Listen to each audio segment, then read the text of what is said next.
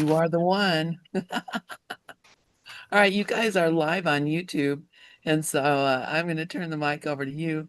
Uh, thank you all for Thankful Thursday.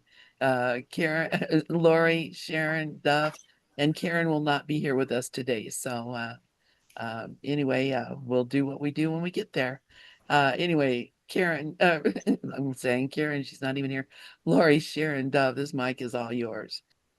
Okay, good morning. Good morning, Thankful Thursday. And good morning, Deb and Mickey and Lynn and Dove and Sharon. And it's interesting, I'm down here in Mexico, and one of the people staying at my at the villa where I'm at, she lives here.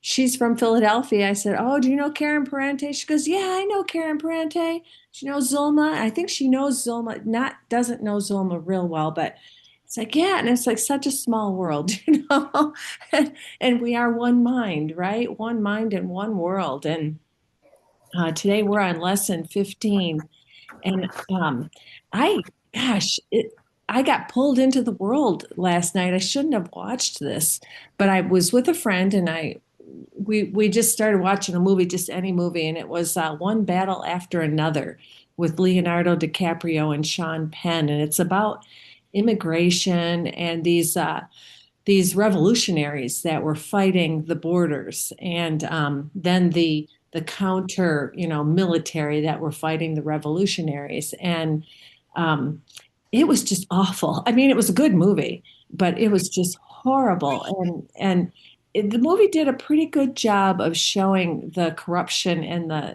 ickiness and the nasty aggression and hatefulness on both sides. So it did kind of take the side of the revolutionaries in one sense, not their side so much as they were the protagonist, and Sean Penn was the military. He was the antagonist. And the acting, of course, was excellent, which Leonardo and Sean are amazing. But the movie was horrible. And throughout the movie, I just kept thinking of Jesus's statement in the Bible of, if you live by the sword, you'll die by the sword. And I was just like, oh. And so, and I got a migraine. It bothered me so bad that I got a migraine, and I was so upset. And I ended up taking migraine medicine because I couldn't bring myself back to peace. And then I muscle test everything now. I ask the Holy Spirit to guide me on food and everything. And I do it with muscle testing because I found that my personal sense sometimes, well, a lot of times it's accurate or aligned, but a lot of times it's not. So I muscle tested, like, should I take this migraine medicine? It was no. And then so I thought, okay, well, I'll fall asleep, and it'll be good sleep, and the migraine will go away because it'll be positive, loving. I'll get back into my right mind. Woke up to go to the bathroom, still had a migraine, and I was angry at God. I was angry at God, like angry at the Holy Spirit, like, you told me not to take that migraine medicine. I should have taken that migraine.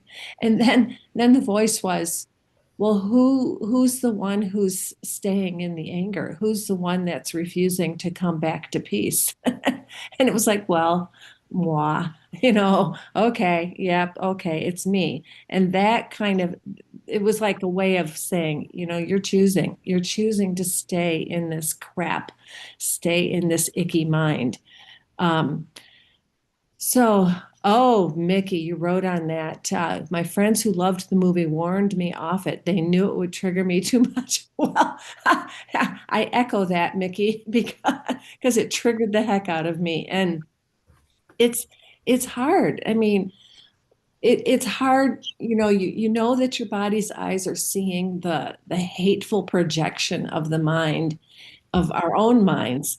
And yet, there's a scene in the movie where this one guy is hiding about 10 different families. They're hiding them from the immigration officers, and they're hiding them in this room. And then all of a sudden they know that a raid is coming, and then they have to get the kids and the babies and the moms and stuff to the church to make them safe. And oh my gosh, your heart just goes out to them. And Anyway, it's just, ugh. So I'll go, Carrie. Good morning, Carrie. It's awfully early where you're at, 5:30. Um, yeah, Mickey, you're writing, although I should be welcoming my triggers, eh, Dove? Well, yeah, that's what Dove says. Welcome your triggers because that's what makes you wake up. So the only thing I can do with this kind of thing is say, Holy Spirit, give me a new perception, which I did when I went to bed and said, Holy Spirit, give me a new perception or, just change my mind because I don't know if we walk this world as a compassionate, loving person, which all of us are, it's pretty tough. It's pretty tough to just say, oh, it's not there. It's not there. And it is that mind training, the mind training to keep you, you know, in the right mind. And also, well, there was a part in the movie where I was able to do the mind training.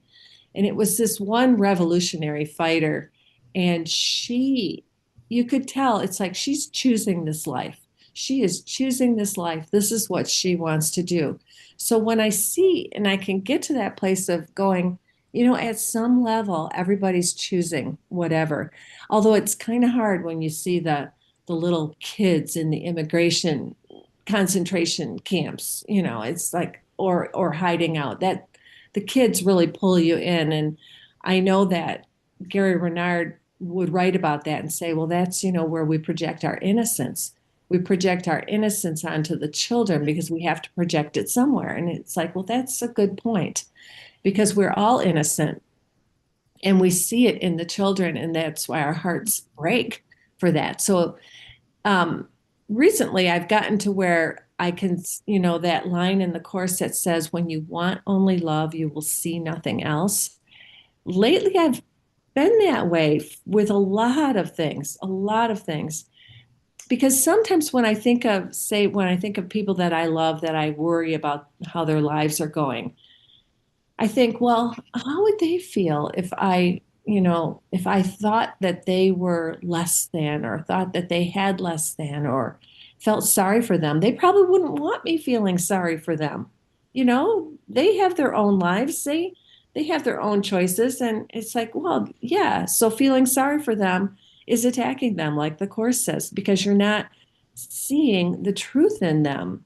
You're not recognizing who they really are. So most of the time, I've been able to say that lately, or think that, feel it, really know it. It's like, I know who you are. I know you're the Christ. And I know you're not this person who's in this bad situation, or you're not the bad situation itself. But I wasn't able to do that with the movie. I guess I thought that they were that situation. So we're on lesson 15. My thoughts are images that I have made. It is because the thoughts you think appear as images that you do not recognize them as nothing. You think them, and so you think you see them. This is how your seeing was made. This is the function you have given your body's eyes. It is not seeing, it is image making. It takes the place of seeing, replacing vision with illusions. And that's the entire world. That was the movie last night. It's everything. And if we don't get back to, wow, I'm projecting the whole world, if I don't remember that and if I don't stay with that, what happened? I got a migraine. I got a migraine and it hurt really bad. It was worse than most lately because most just kind of skate around the edges and I'm able to go, there's some fear there. I don't want to attach to it. This one, I dove all the way in and it was not pleasant. So, with that, I'm going to turn this over to Sharon. If you're here, Sharon. I am here. Can you hear me, Lori? Yes. Okay, what was that movie called? One Battle After Another with Leonardo DiCaprio and Sean Penn. One battle after another. It just came out in 2025. Yeah, it's about everything in this movie that we're in, that we all are in, is just about immigrants, or it's about, you know, inequality. It just shows us that this whole dream is unequal. We have some that have more and some that have less. But if I watch this movie, my friend's coming over. I won't even be here after 11. She's supposed to be here because she was operated on and she can't do much. So she's getting a ride here today. And she was here Tuesday too. So we do watch things. As far as reactions that I still have those reactions, but I don't attribute them to anybody anymore. They just come out. And when I really see that I'm doing it, then I just own it because the dream is my dream and this is a happening. And any mistake that appears to happen is nothing. You know, the one thing that I have to keep close to me is I can't be the ego because the ego is ephemeral and I am absolutely whole, complete, and divine. I just want to thank you, Lorri, for that beautiful card. That was just so beautiful. And my birthday yesterday was kind of weird because I didn't feel it was my birthday. But I still celebrated it. I still have a lot of ownership in the character. But at that point yesterday, it was almost like, what does this all mean? It's all about specialness. It's all about being the birthday girl. And who doesn't want to be special when you're an ego? But when we see that we are really just dealing with the divine will is doing everything. We have nothing. Now, does that mean that we aren't the divine will? No, we are the divine will. God's will is us. We only want God's will. But if I watch that movie, I don't mind if I cry. I don't mind if I have reactions because this is a happening and I'm not being judged by anyone but me. Even if it's just my ego or the ego. There's nothing outside of me. And, I think ego gets a hold of it when we see, at least for me, this ego got a hold of teachers that seem to be so awakened and together. And ego would say, well, you can't do that. You know that. You just, the mind just goes on how you can't let go because the mind is talking to itself. It's not talking to the character. The character's the seer, the light. So last night I heard very loud from Spirit, just be the light, Sharon, just be the light, because that's what we are. And what does that really mean? It means the silence. Stay there. Don't interfere with a dream that is really a dream of pure hatred. And yes, I have a reaction. I had a reaction in the news. Of course, most of us did this week when something happened to someone. But the wrong that I would have blamed on someone is no longer there because this is all happening for us. And we all know on some level of our consciousness that this is not true, that this is just a dream of judgment. So this lesson is one of my very favorite lessons because it brings me back to a period of time in this dream that I tripped. I was like 16, and I think I've shared this before, probably maybe a couple of times.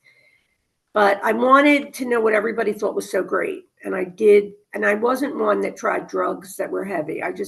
Pot was my thing. That was it. Everybody could do their, whatever it was at the time that they were doing. I forget the drugs they were using. But, the pot was a big thing for me. That was already like, wow. But when I tried the acid, the trip I had was a direct teaching for me. Everyone was a photograph. All I saw was empty space and photographs of my grandmother, my mother, and that freaked me the F out. It freaked me out. But you see, here I am sitting here at 71 years old saying, that dream was me getting my attention to show me there's nothing here but image making. These are images that I made. And these kids that I was with I used to go around with a group of people that were wonderful people. We were all friends. It was two different high schools that would meet at this restaurant. It was called Jack's Delicatessen. And back then, we would get ourselves excited because we were going to do something different. But the trip scared me so bad that I never, ever tried any of that again. It was just too scary. But it was really helpful, because that's why people do go for psychedelics, because they do help you see that there is nothing here. Last week, Lorri introduced me to Fishman's, teachings on physics, the Fishman way, and it was just so. This is so important to keep bringing myself back to the fact that I'm hooked up to a device here that source is living through me and just performing what I need for my awakening. Not for me to have a better life, because there's only one life, there's only one mind, and there's really only one awakening. And nobody gets any credit for awakening, because we're waking up together. There's oneness waking up. And the specialness of what I put on people when they were so spiritually advanced was just my ego, just my ego. Because we're all very, very much in the same boat. Now, is it hard to get there? You can't get here unless it comes through you. Everything that happens to us is coming through us. We are doing nothing. And the I need do nothing is the only thing we need to really remember. Or just only God is real, because this is all God. This was over the moment it was thought. I think that the character would like me to believe that this is a hard process. But once you realize that awakening has, come through you, and you see how much the blocks were hiding, and the trigger is actually just a blockage. So when, this is why Dove is always saying, like, be grateful for your triggers, because you're hitting a blockage. It's giving you an idea of what you're hiding still in your repertoire. What is it that we're still hiding, and the character will still come out with lines, he shouldn't have done that, why did you do that, blah, blah, blah. And that's just what happens in a happening. But where am I? I am the silence. That's what I put my attention on now. The silence is the awareness of being. It's the stillness. And it's all, the ego takes our thoughts of separation, sin, guilt, and fear, and projects them so that we see them in the world. That's what we're doing. But we're not looking at anything but images, just like I had when I did that trip. I was like freaking out, thinking I was going to be stuck seeing only people's pictures. I was a very, the character that I played was very neurotic. Okay. I grew up in a house where worry was just part of your vitamins every single moment of the day. And I bet all of you have too, right? But the neurosis of a Jewish family, if you ever watch a show and you see that was my family, they were, they were absolutely, wonderful teachers to be neurotic. So I laugh when I start getting neurotic now, because it means nothing. We are not performing for anyone. We are not waking up for anyone. We are waking up together. That's where awakening together must have come from Regina. We're waking up together, and we're all helping each other. We're all helpers to each other. I love what you shared this morning, Deb, when you said, basically, it's all application. That's all this course is. If you never even read through the book, it's not even all that important, because there are concepts. But what it is application. What is forgiveness? It's to look and judge not. And with that, I'm going to let go of my mic. And again, I want to thank everyone for their birthday wishes. I had a sweet birthday, but it was kind of weird, because I used to think they were so important. And the character would like to believe she's getting so old that she won't be here anymore, because that's how, the ego is, just stay here because, you're not going to have much more time here. But where is here is just now. So thanks, Dove. Pick up the mic. It's your turn.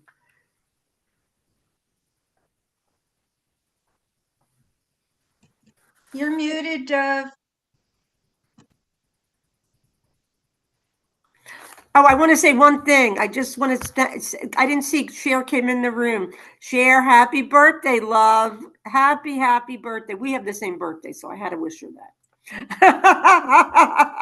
Love you, Cher. Yes, thank you so much for that. Happy birthday to both Cher and Sharon. I did speak to Cher yesterday, and I sent Sharon my love. It's amazing.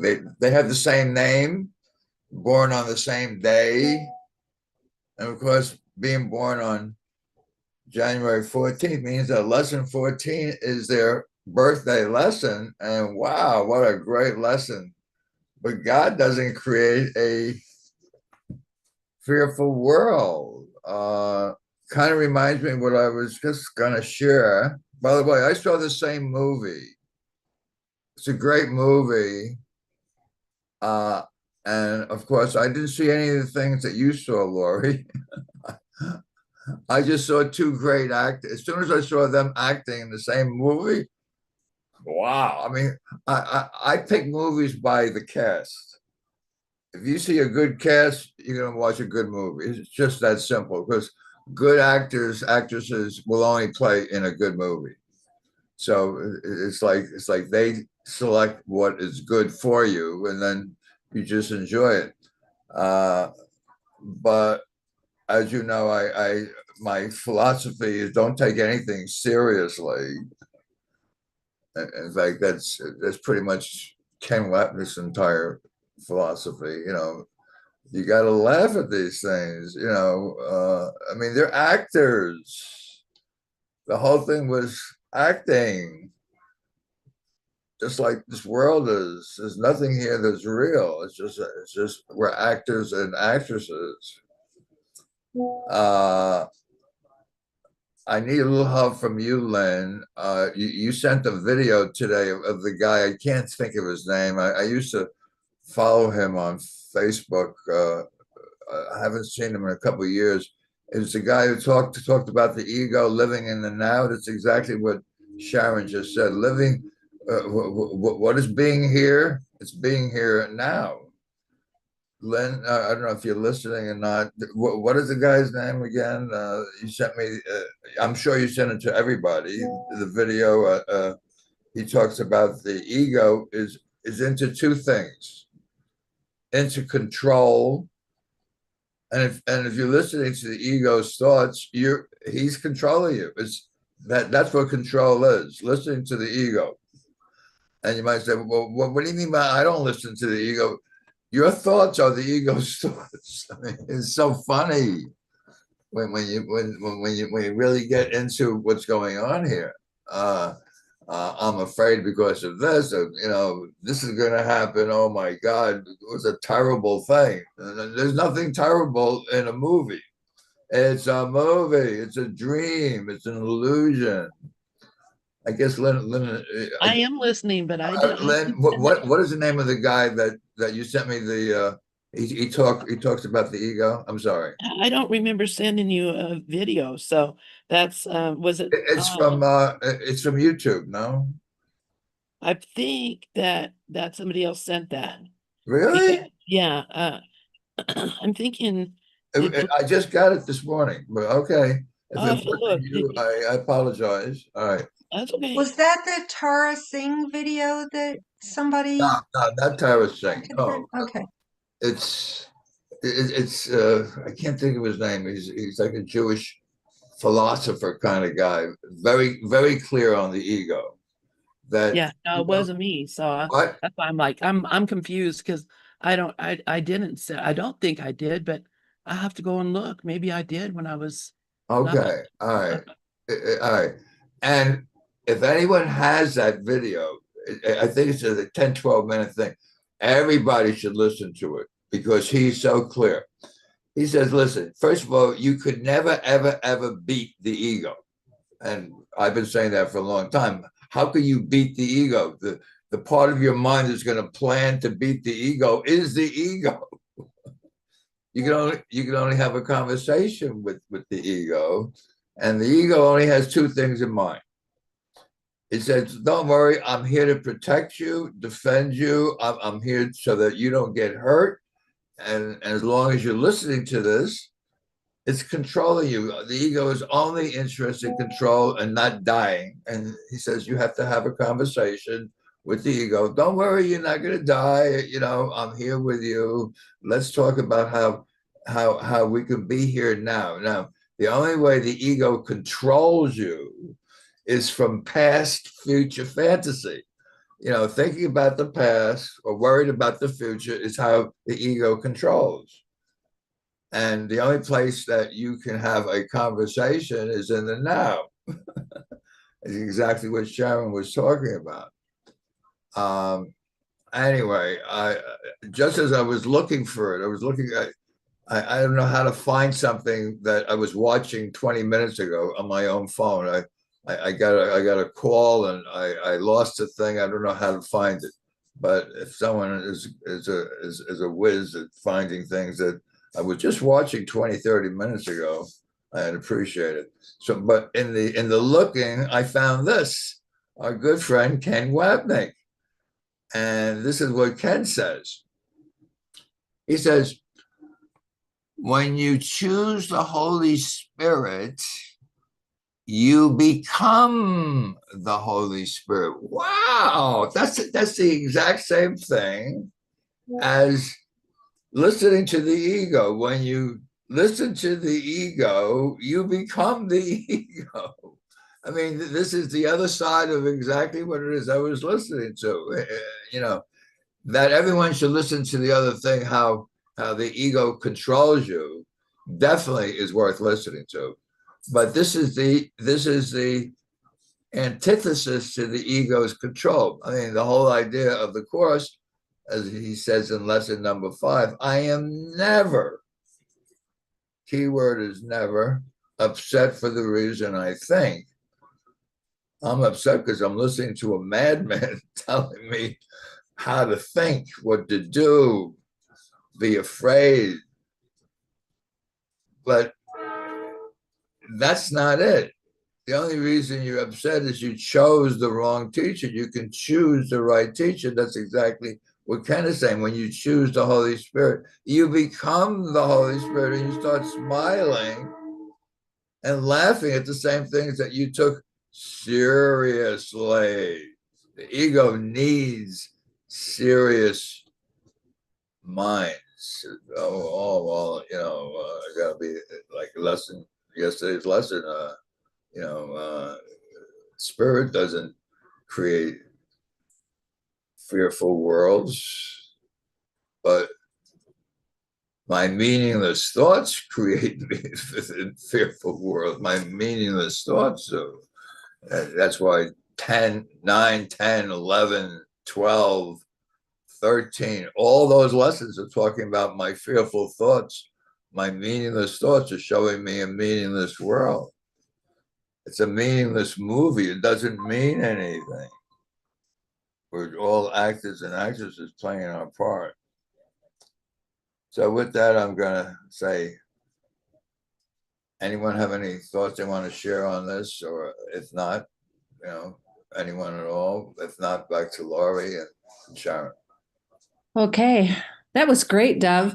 I love how you saw the same movie and didn't get triggered. And Sharon, when you were talking and said it's a dream of inequality. Well, what is this whole immigration thing about but inequality?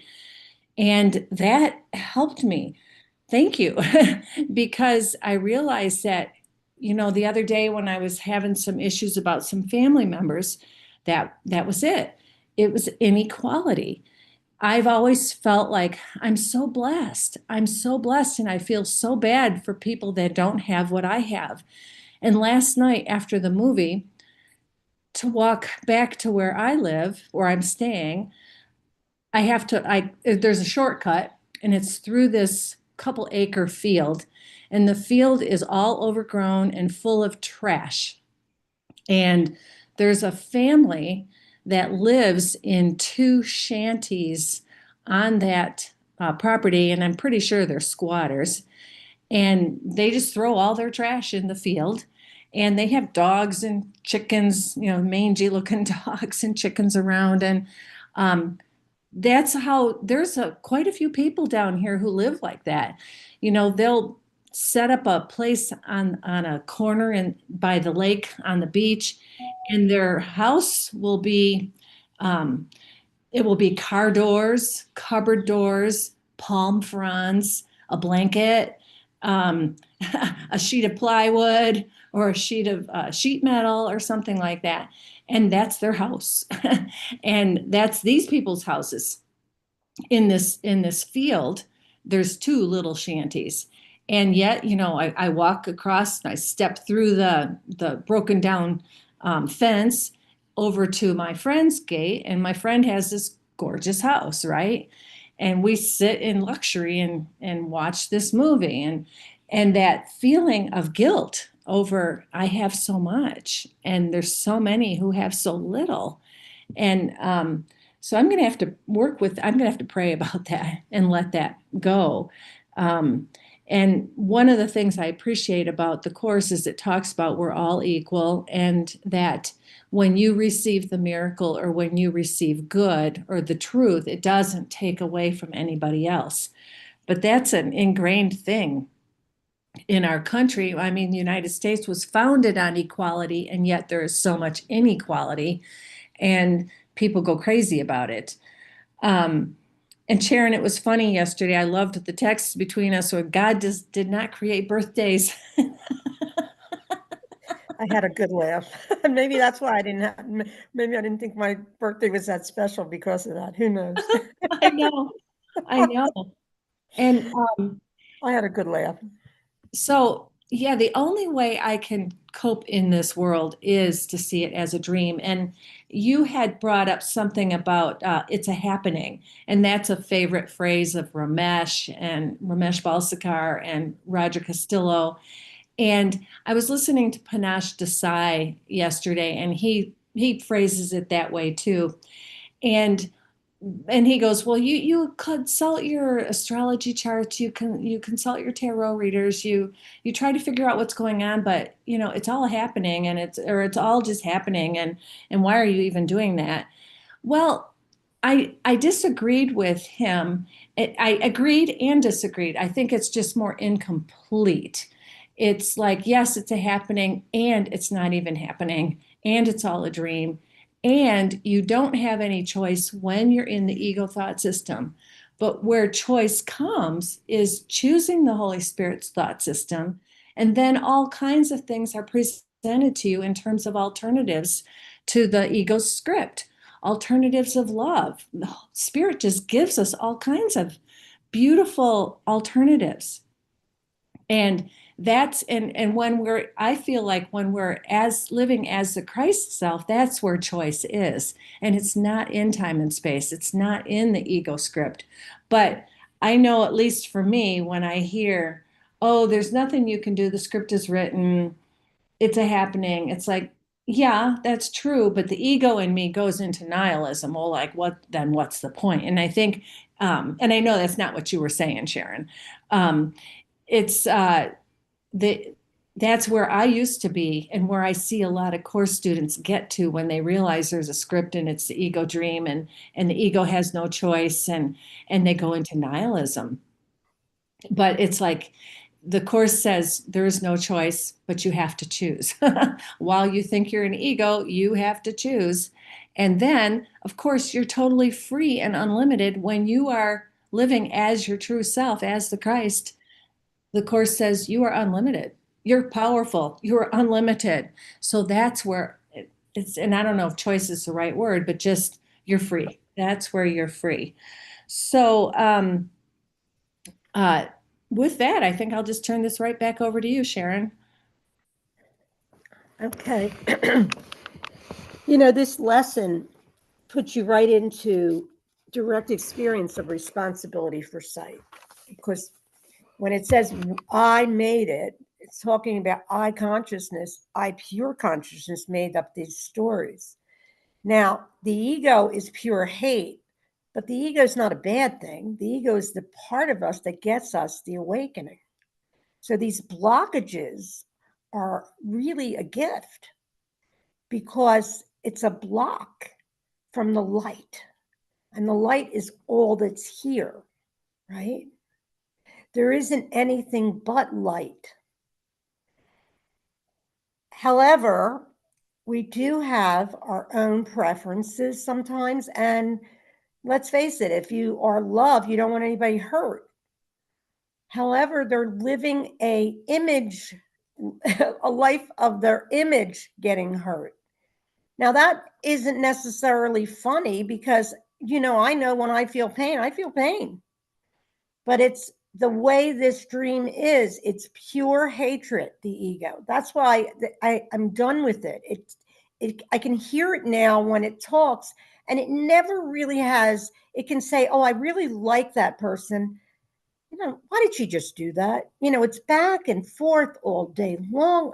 It's a wonder that we're a little bit sane. I don't know how we could be sane in this thought system.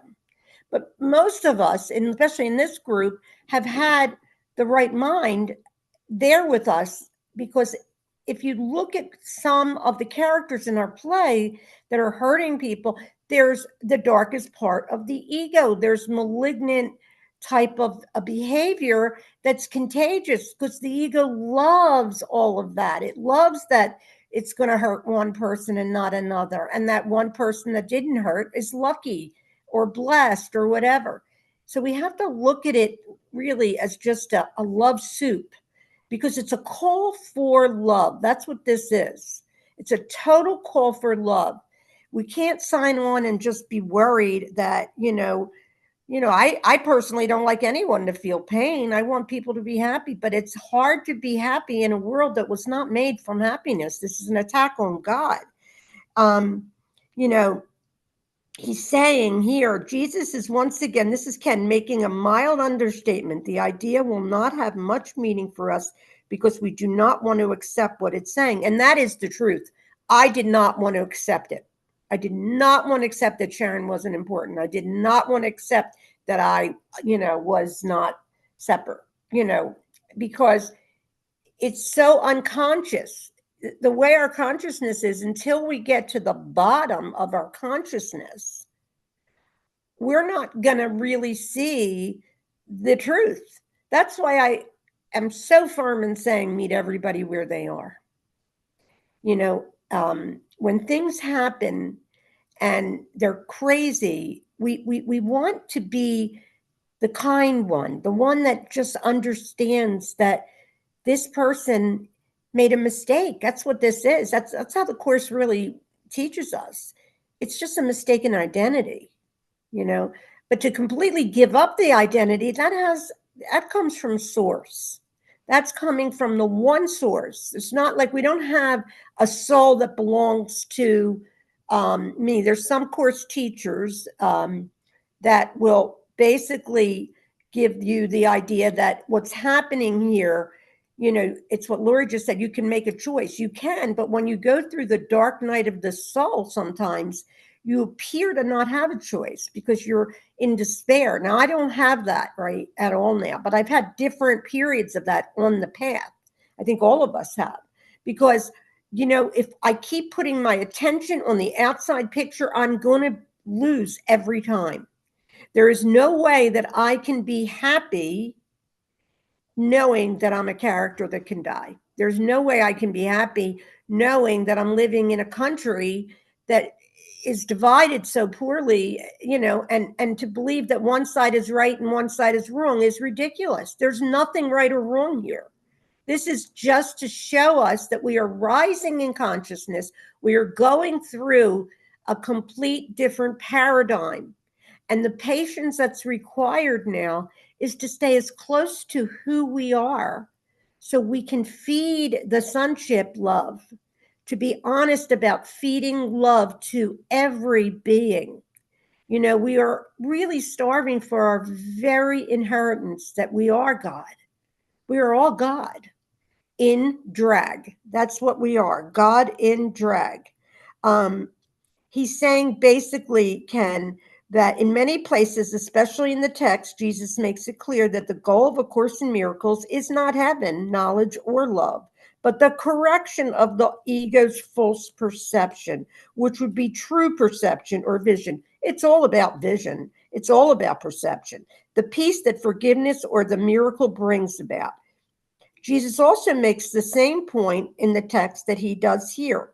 Visions, however, holy, do not last. And this is what he's saying. That is because all forms, however holy, their content are still part of the illusion of separation.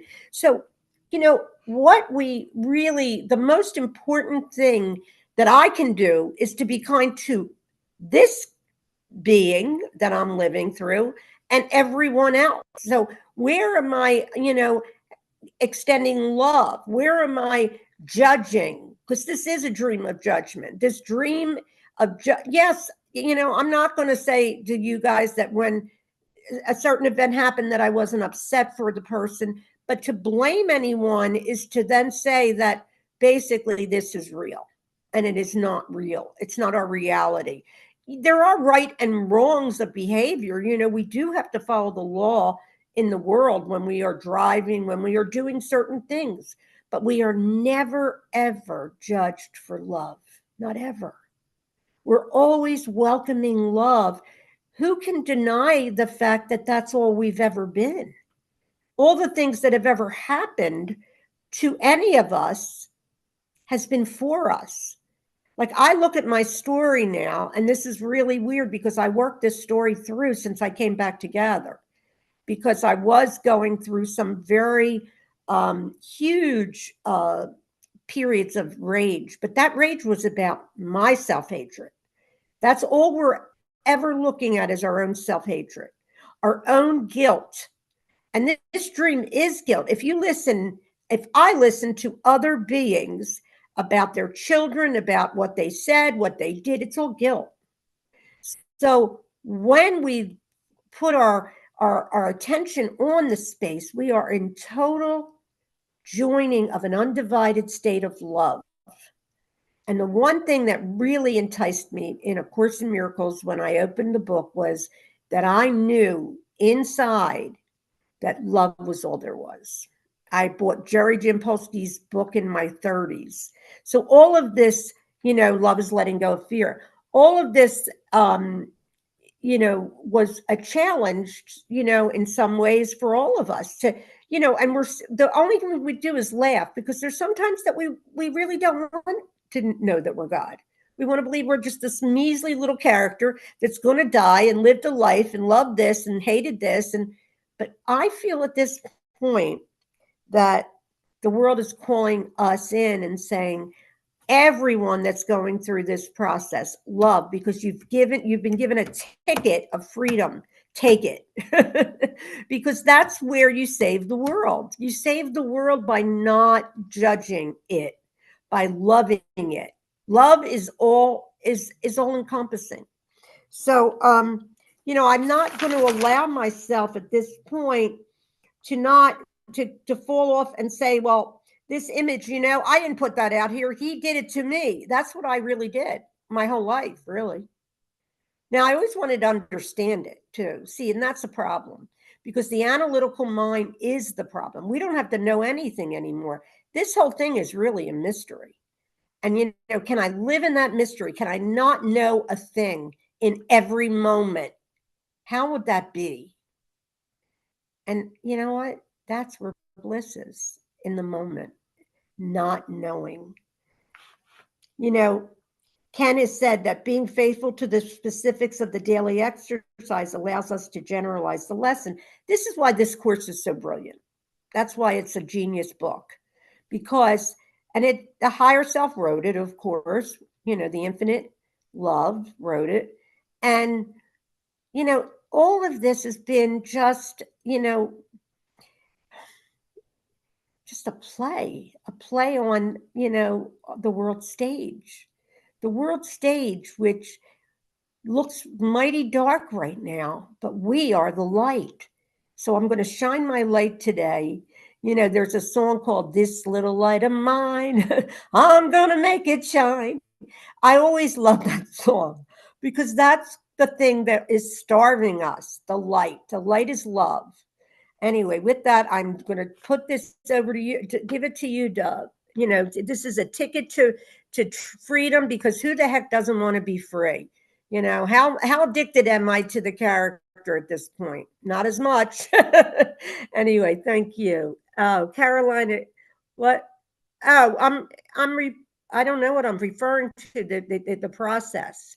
What book are you referring? The Course in Miracles. Oh, Ken Wapnick. I'm sorry, sweetie. I'm sorry. This is Journey Through the Workbook of A Course in Miracles. It's all his books, Ken Wapnick's. Anyway, over to you, Dove. And thanks, everybody, for joining me today, and all of us. Lorri, thank you, and Dove, and Mickey. And if I don't say your name because I can't see it, I have a Chromebook. I don't see everybody's name. Glorian is here, too. So, and Cher. Anyway, Zulma is here. Okay, so over to you, Dove, and then Lorri. Thank you. Brilliant as usual, Sharon. I did find the guy's name. I put it up here on the board. And I also have the link. I think to be very honest with you, if we spent the next 10, 15 minutes listening to it, it would be really profitable for everybody. Dove, go ahead and do that. I think that's a great idea. Yeah, okay. The guy's name is Leonard Jacobson. I don't know if anyone ever heard of him. I used to follow him. He's really good. I mean, he really knows his stuff. He's one of those teachers you don't hear a lot in the Course in Miracles community because he doesn't use the course, but he's a whiz on understanding the ego. So I put I can put it up here again. You want me to play it, Dove? Well, you can definitely play it if you want. Go ahead, play it, or I can play it. I have it here straight from YouTube. It takes a second. Here it is. All right. Mickey had her hand up. And it needs you in its world if it's going to remain in control. And its world is the world of the remembered past and the world of the imagined future. And its role in your life is to protect you in that painful world of separation. But in order to protect you, it must be in control. And as you start becoming present and opening into presence, the ego will freak out. It wants you enlightened, but it doesn't want you present. It wants you spiritual, but it doesn't want you present. Because the ego can think it's enlightened, and the ego can become more and more spiritual, but it can't be present. And as you become present, the ego feels like you're leaving it, or it's being left behind. And as your mind becomes silent, as you become present, most likely the ego will either feel it's dying or disappearing because the thoughts are not there. And if you think any ego is going to stand by and let itself be extinguished in that way, think again. And the ego is extremely clever. It's very clever at keeping you locked up in the past or the future. It's really easy for the ego to accomplish that. And then it can continue its role as your protector. And any attempt to defeat the ego, any attempt to overcome the ego, any attempt to get rid of the ego means you lose. The ego wins. You cannot defeat the ego. It's impossible. So you're going to have to go through a process of coming into right relationship with the ego. The ego has to recognize the nature of its own dilemma. The ego is not your enemy. It is your friend and protector, but it's confused and it doesn't want to die. It doesn't want to let go of control. So it's as if there's a little conversation you have to have with the ego. And it has to be a simple conversation, and don't keep talking to the ego. Once is enough. Ego, it's okay. You're not dying or not disappearing. That's not the plan. What's happening, says the ego. I'm just becoming present. My mind is falling silent. I don't like that, says the ego. Why not? Well, I'm not in control. Why do you need to be in control? You ask the ego. So I can protect you. But if I'm present, there's nothing to protect me against. Says the ego. Let me ponder that. Well, then what will I do, says the ego? That's all I know, protecting you. I have to stay in control and protect you. I'll have nothing left to do. Why would you like a new job? A new job, says the ego? Yes, isn't your job difficult? Your current job as protector in a painful world of separation, isn't that difficult? Yes. Well, what's the new job, asked the ego. Assistant life manager in the world of time. Don't you know I'm an eternal being? I don't know my name without you. You are an essential part of my life in the world of time, ego. I need you. I love you. I will appreciate everything you do for me as my assistant life manager. Well, how quickly will this transition occur, says the ego? On your terms, you tell the ego, on your terms, as it feels comfortable for you. But it will never occur, this transition, unless you allow me to gently and gradually become more and more present in my life. Allow me to relax more and more into presence. And you'll start to trust the flowering of presence from within. And ego, by the way, I would not ask you to surrender to anything other than the true master arising from within. But if you never allow me to be present, ego, beloved ego, if you never allow me to be present, how can the true master arise from within? So, little by little, as you feel more and more comfortable, you release me more and more into presence, and I shall be eternally grateful. So you have to come into right relationship with the ego, and that's only possible as you become more and more present. From presence, you begin to witness all the ways the ego is tricking you and manipulating you and pulling you out of the present moment. This is a missing piece in most spiritual, if not all spiritual traditions, this piece. Many spiritual traditions will teach or say that with enlightenment, with awakening, the ego is gotten rid of or annihilated or killed off, or it disappears for good. That is such an unhelpful teaching. Because I can assure you, when you're reading that in some spiritual book or listening to some spiritual teacher tell you that, I can assure you the ego is listening in with you or reading along with you. And it says, really? We'll see about that. I don't think so, says the ego. And the truth is, no one has ever defeated the ego in the history of humanity. Not Buddha, not Jesus, not Ramana Maharshi. No one. For the simple reason, the very effort to defeat the ego is the ego trying to defeat itself. Presence simply accepts and allows and reveals into consciousness with love, acceptance, and compassion.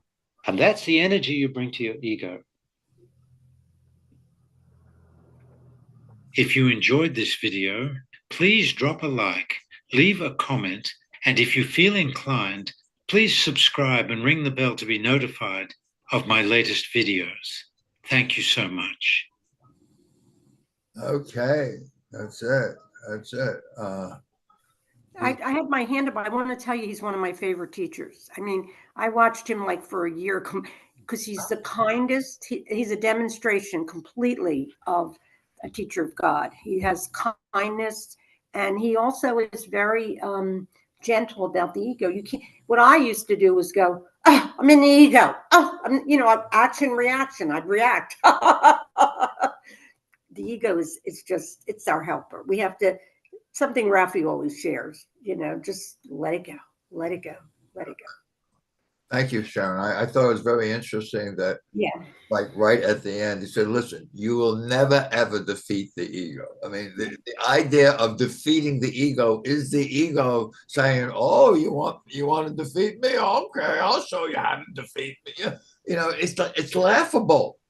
If you're in a body form and you're listening to your thoughts, and you're planning anything, what do you think? Who do you think is planning for you? The ego is your general. He's in charge of your armed forces. You're going to defeat somebody? Yeah, I'm only going to defeat myself. It's so funny, really. I mean, that's why you got to laugh. The only way to slightly diffuse the ego is not taken seriously, which is Ken Wapnick's entire story. Don't take anything seriously. Only the ego takes things seriously. Only. And whenever you hear the word only, listen. That's it. Over to anyone who wants to share. Did anyone get anything that maybe you want to share on that? And Len, I would love to have you play it. What I realized after I started it that if you played it, we'd be watching Leonard Jacobson, and exactly as Sharon says, he's so loving to listen to, and maybe you can play it now. You can watch him and get an idea of the way he speaks. I mean, what he says is valuable, and watching him is even more. He was obviously in front of an audience who was laughing and things like that. I don't know. Do you want to play him, Len? Well, no, not right now, because we're about out of time. I thought maybe Zuma might be willing to give a little of her time. I'm more than willing to give a little of my time at the end of the next hour. Karen won't be here, so we'll cut it short. Well, Okay. Deb just had her hand up. Yeah, Deb had her hand up. Okay. Yeah, it's nothing urgent. And thank you, Dove. I loved that. And I saved it so I can find it again and I can find all of his other videos, just like Sharon said. But the point that, I have always loved spiritual teachers. I love them all. I mean, if I had millions of dollars, I'd probably be going to all those retreats that I possibly could. But there was an awareness that this person who was transmitting or transmuting this oneness didn't have something over me that I could not understand myself if I believe it's through the course, really learn the truth about these lessons and the truth about the teacher I'm choosing and the truth about the awareness. Who is my guide? Who is my friend? And it doesn't matter if I want to call it my higher self or Jesus or God, but there is something different than the ego that I am aware of and always been in the awareness of. And yet I love the video because we can't annihilate that ego. I love the idea of having that conversation and treating it like a friend. I mean, I've been reading the fear and conflict section of the course in the very beginning that goes along with our day's lesson. And, you're much, the correction of fear is my responsibility. When I ask for release from fear, I'm implying that it is not. I should ask instead for help in the conditions that have brought the fear about. These conditions always entail a willingness to be separate. And at that level, God, Jesus, Holy Spirit can help me. And that, it's almost like I want to choose that before I decide I'm separate, which is that ego decision. And yet, and earlier in this reading, it says that everything that doesn't matter can be in the Holy Spirit's control. And as my own growth or change, like even as a young person in my 20s and 30s, I would think everything was so hard to do. But I find most of my life's happenings are done effortlessly. I don't have to agonize over all of this. I agonize over what I interpret is going on. And that, the movie, the discrepancy, but the love remains. And I lost track of everything I wanted to share, but I'm so grateful for this understanding. Oh, the other part I wanted to say is, that idea that someone has awakened and I should pay them to teach me how to awaken has never sat well with me. It has never, and it's not about the money because I believe in, prosperity consciousness and that, I really do. But I feel like that little tiny video shows me why it would always be difficult to like we can't pay for the awakening. We can't. It's done of our own accord. Anyway, that's all I'll share right now because I know our time is up. Grateful to you guys. I have to pop off for a minute, but I'll be right back, Zuma. All right. Thanks you guys so much. Thank you, Dove, for playing that. Honestly, that seems so familiar, but I know I didn't send it to you. Anyway, happy birthday, happy birthday, happy birthday to my dearest friends, Sharon. And Wayne came in yesterday and did the lesson. I am opening up on Wednesdays for Wayne, so he can do the lesson every day. And he did a beautiful job on lesson 14. That's his favorite lesson, even though his birthday is the 11th. So that's his birthday lesson. But he said lesson 14 is his favorite. And I can understand that. Lesson 14 is where Dove read, God did not make cancer, and so it doesn't exist. And he was literally, I believe, cured from cancer from that knowledge. So all so beautiful, and thank you all. And we have lots of interesting talk about the ego. And is it your friend? He no, he doesn't have a set time. He just comes in. We have well, I have him on the schedule at a set time, yes. But it's not the same time every day. That's been a juggle to get time for Wayne to come and do the lesson. But yeah, he's doing a great. I really appreciate it so much. Anyway, I'm going to go ahead and close out this YouTube. Thank you everyone who's watching us on YouTube and listening. Click the like and subscribe, and you'll hear about all this great